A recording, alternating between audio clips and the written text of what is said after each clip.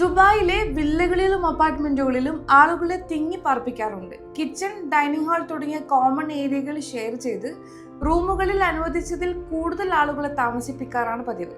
ഇത്തരത്തിൽ താമസിക്കുന്നതിന് കൃത്യമായ മാർഗനിർദ്ദേശങ്ങൾ ദുബായ് നൽകിയിട്ടുണ്ട്. ഇവ പാലിക്കപ്പെടുന്നുണ്ടോ എന്ന് നിരീക്ഷിക്കാൻ ഇടയ്ക്കിടെ അധികൃതർ ഇൻസ്പെക്ഷൻ നടത്താറുമുണ്ട്. ദുബായിലെ വില്ലകളിലും അപ്പാർട്ട്മെന്റുകളിലും ഒരു വ്യക്തിക്ക് താമസിക്കാൻ ആവശ്യമായി കണക്കാക്കുന്ന ഏരിയ 5 സ്ക്വയർ മീറ്റേഴ്സ് ആണ്. 5 ചതുരശ്ര മീറ്ററിൽ ഒന്നിൽ കൂടുതൽ ആളുകൾ താമസിക്കുന്നതിനെ ഓവർ ക്രൗഡഡായി കണക്കാക്കപ്പെടും. ഇത്തരത്തിൽ ശ്രദ്ധയിൽപ്പെട്ടാൽ ഫൈൻ അടക്കേണ്ടി വരും.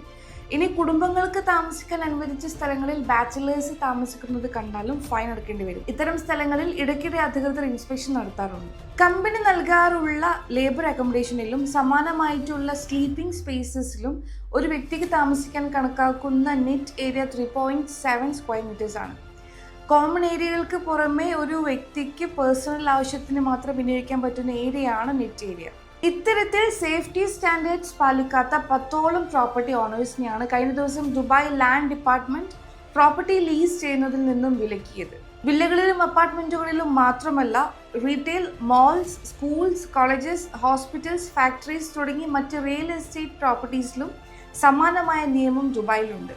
പ്രവാസികളുമായി ബന്ധപ്പെട്ട കൂടുതൽ വാർത്തകളും വിശേഷങ്ങളും അറിയാൻ പ്രവാസി വാർത്തയുടെ പേജ് ഫോളോ ചെയ്യുക.